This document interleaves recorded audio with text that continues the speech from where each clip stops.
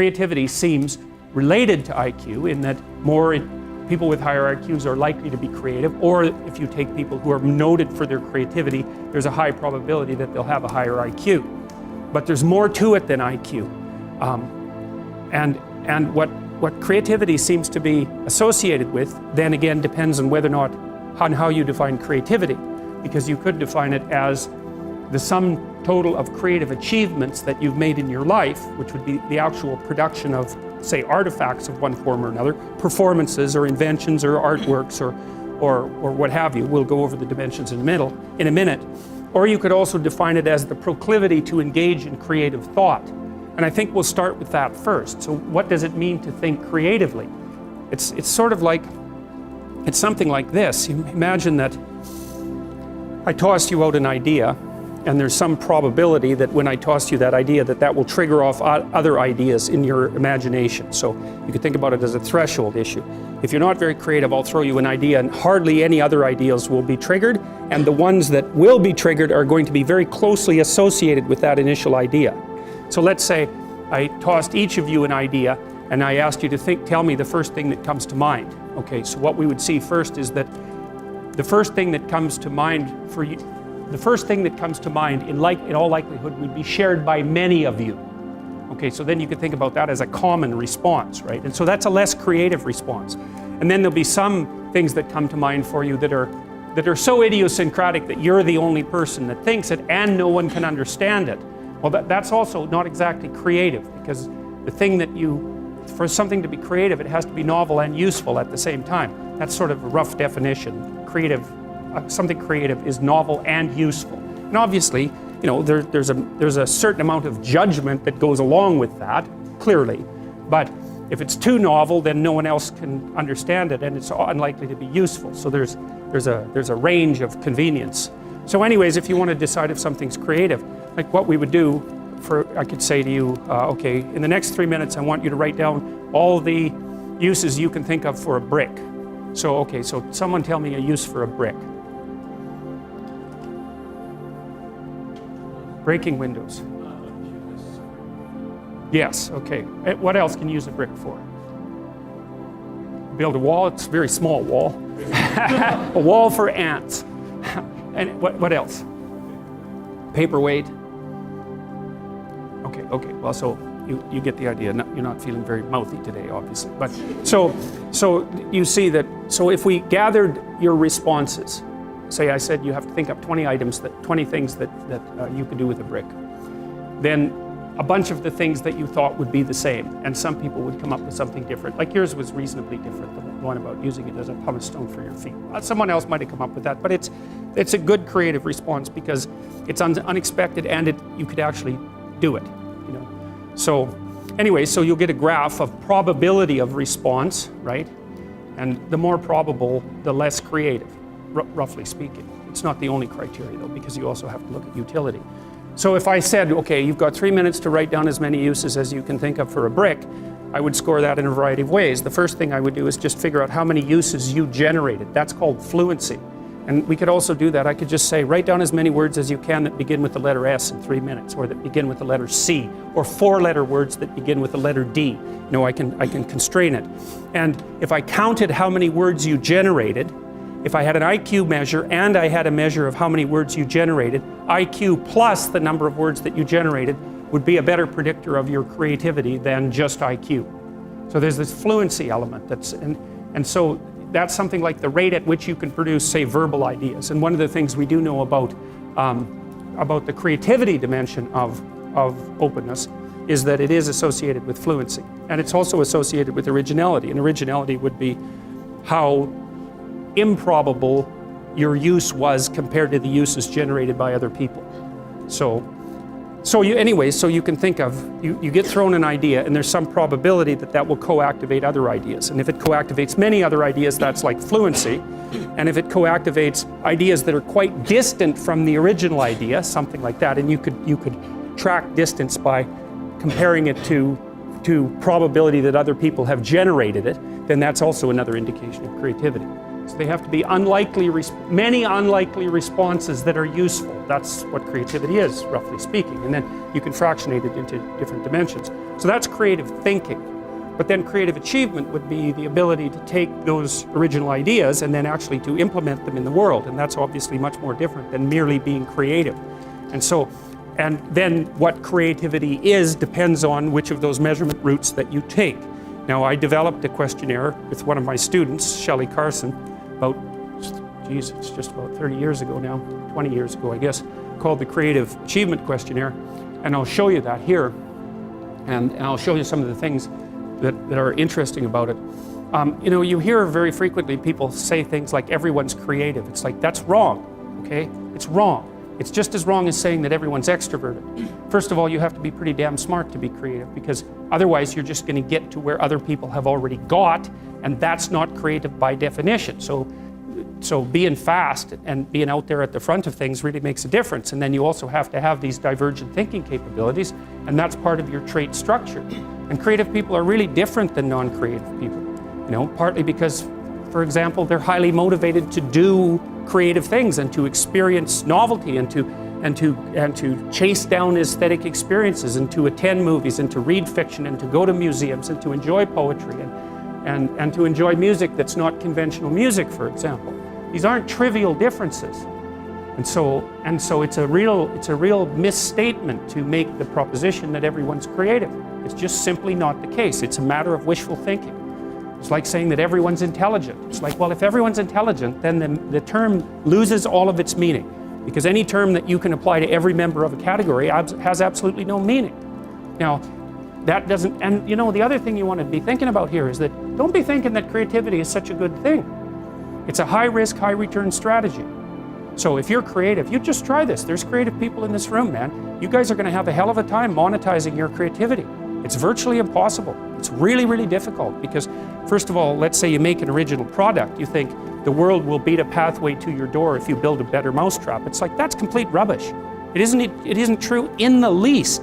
If you make a good creative product, you've probably solved about 5% of your problem. Because then you have marketing, which is insanely difficult, and then you have sales, and then you have customer support, and then you have to build an organization. And you have to, if it's really novel, you have to tell people what the hell the thing is. We built this future authoring program, right? And it's available for people online. So how do you market that? No one knows what that is, and that's a real problem. If you write a book, well, then you have the problem that another 1 million people have also written a book. But if you produce something that's completely new and doesn't have a category, people can't search for it online. How are they going to find it? So you just have, and then you have pricing problems, and it's really unbelievably difficult to produce something creative and then monetize it. And even worse, if you're the creative person, let's say you have a spectacular invention, you've got no money, right? You've got no customers. Those are big problems. And so maybe you go and you find a venture capitalist. We start with family and friends, because that's how it works. You raise money for your product. You raise money from your family and friends. That's assuming you have family and friends that have some money and that they're going to give it to you. And most people aren't in that situation. So it's a terrible barrier right off the bat. And then, of course, you're putting your family and friends at substantial financial risk, because the probability that your stupid idea is going to make money is virtually zero, even if it's a really brilliant idea. And so then let's say, well, you get past family and friends and you get venture capitalists involved, because that's often the next step, or an angel investor. There's steps in building a business. Family and friends, angel investor, that's some rich guy that you've happened to meet some way who's into this sort of thing and is willing to provide you with some money to get your product off the ground. Well, how much of your product is that person going to take? Well, most of it. And then if you get a venture, and no wonder, because you don't have any money, how are you going to bargain for control over your product? He'll just say, well, do you want the money or not? And if your answer is no, then he'll go and do something else with his money. It's not like there's no shortage of things that you can do with your money. There's a million things you can do with it. So you're not in a great bargaining position. And then if you get venture capitalists involved, they'll take another big chunk, and maybe if they're not very straight with you, they'll just throw you out. Because maybe by that point in the company's development, you're nothing but a pain in the neck, because what do you know about marketing and sales and customer service and building an organization and running a business? Like, you don't have a clue, so why do they need you? So even if you're successful at generating a new idea and you put it into a business, the probability that you, as the originator of the idea, are going to make some money from it is very, very low. So don't be thinking that creativity is such a is something you would want to curse yourself with. Now, it's not all bad because it opens up avenues of experience for creative people that aren't available to people who aren't creative. But it definitely is a high risk, high return strategy. So the overwhelming probability is that you will fail. But a small proportion of creative people succeed spectacularly. And so it's like a lottery in some sense. You're probably going to lose. But if you don't lose, you could win big. And that keeps a lot of creative people going. But also they don't really have much choice in it, because if you're a creative person, you're like a fruit tree that's bearing fruit. So you don't really have, you can suppress it, but it's very bad for you. The creative people I've worked with is if they're not creative, they're miserable, so they have to do it. But there's real joy and pleasure in it and psychological utility. But that doesn't necessarily mean that it's an intelligent, it's certainly not a conservative strategy for moving forward through life. So, whenever I talk to people who are creative, and you guys should listen to this because I know what I'm talking about. If you happen to be creative, if you're a songwriter or another kind of musician or an artist or any of the other number of things that you might be, find a way to make money and then practice your craft on the side, because you will starve to death otherwise. Now, for some of you that won't be true, but it's a tiny minority. Your best bet is to find a job that will keep body and soul together and parse off some time that you can pursue your creative thing, because then, well, as a long-term strategy, a medium to long-term strategy, it's a better one. But it's got incredibly difficult for people, musicians for example, it's incredibly difficult for new musicians to monetize their craft, even if they're really, really good at it. So so I say, well, everyone's not creative, and everybody goes, oh, that's terrible. It's like, it's not so terrible. It's not self-evident that you would curse someone with high levels of creativity. So, all right, so here's how our creative achievement questionnaire works. What we did essentially was we thought up how many domains there are in which you might be creative. And this is, remember, when you're designing a questionnaire, you want to be over-inclusive because the statistics will take care of it, right? So you can take a big area of potential, you can take a large area and aim your questionnaire at it, and you can do statistics post hoc to see if you're covering the area. If the things that you're measuring are nicely correlated, there's something about them that's similar. If they're not correlated, then maybe you're measuring two different things and you can get rid of one of them. That's fine. So we did start with a pretty wide range. We thought, okay, well, what domains can you be creative in? Visual arts, painting and sculpture. Then we had experts sort of rank order levels of achievement within those domains. And so if you were a painter, 0 gives you, I have no training or recognized talent in this area. Okay, so you really want to keep an eye on the zeros, all right? So then I have taken lessons, people have commented on my talents, I have won a prize, my work has been critiqued in national publications. All right, so you get 0 to 7 points, but you can indicate more than, maybe that's happened to you more than once. So, and what happens, this is interesting, is that the higher you are up in this hierarchy, the more likely it is that those things have happened to you more than once. And that's another example of this weird thing called the Pareto principle or Price's law, which is that it's sort of, as good things happen to you, the probability that more good things will happen increases. Right, so because once you're famous, people give you all sorts of opportunities to do other things, right? So your success doesn't go like this. It goes like this, 0, 0, 0, skyrocket. That's how it works. But getting from zero to one, if you're starting a business, the hardest customer you'll ever get is your first one, and then the second hardest one will be your second one. It's virtually impossible to get a first customer, because they're going to say to you, first of all, you're going to be selling to people who are basically conservative. And they're not going to be willing or able to evaluate whether your damn product is good for anything. And so they'll say, well, who are your other customers? And if your answer to that is, well, we don't have any, it's like, well, then what? They're going to be the first one. No, because people don't stick their necks out at all, not a bit, ever. And so unless you're well established in the market, especially if you're dealing with a big company, you can just bloody well forget it. It's like a 3-year sales cycle anyways. It's because big corporations move very, very slowly. And you might be able to find a small company that doesn't have much money who would be willing to use your stupid product for nothing if you're really nice to them. And you can get one customer that way. It's very, very difficult.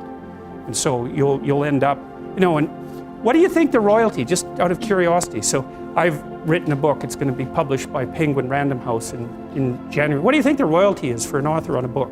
So you make something creative, you get a percentage of the sale. What do you think the percentage is? Just out of curiosity. Guess. Yeah, it's like 5%. So think about that. So that means that you make your thing and 95% of it belongs to someone else. And that's if things are going quite well for you. And it doesn't really matter what you manufacture or produce. That's about what you can expect. Sales, marketing, distribution, it eats it all up. So well, anyways, you need to know these things because they're not self-evident. Okay, so it seems to be working all by itself. All right, so let's take a look. Well, how else can you have creative achievement? Well, you can be a musician. I have no training or recognized talent. Recordings of my composition have been sold publicly. That's the top end. My composition has been copyrighted, recorded, critiqued in a local publication. I have composed an original piece of music. Well, let's try this. How many of you have composed an original piece of music? Wow, there's lots of creative people in here. That's very impressive. So there must be 10 or 11 people in here. Oh, that's cool. So how about your composition has been copyrighted? How about the recordings have been sold publicly and actually sold? How many people? 2? 2. Okay. Well, so what you can see is there's a rapid drop-off in the number of people who say yes. How many of you fit into category 0? I have no training or recognized talent in this area. Okay. 0 is the median score on all of these. Median is the score that's the most likely for people to have, right? It's different than the mean. Median score is 0. So what's the median score in the entire creative achievement questionnaire? 0. You add up over all 13 domains, the most typical score is 0. So that's how creative people are. They're 0 creative, not at all. Yes? So it's not even necessarily that everybody has a certain creative, but most people are not really creative at all. Well, the thing is, you could say that all people are creative and that all people can generate ideas, but the issue isn't whether or not you can generate ideas, it's whether or not you can generate ideas that are different from the ideas that other people generate. That's the critical issue, because I mean it depends on how you define it. Well, the novelty is a huge part of it, but that's sort of built into the definition of creative. It has to be novel and useful, and if your idea that you generate is the same as the idea that a bunch of other people have, it's not. It's an idea, fair enough, and if you define creativity that way, then everyone's creative. But it's a foolish way of defining creativity because everyone does it.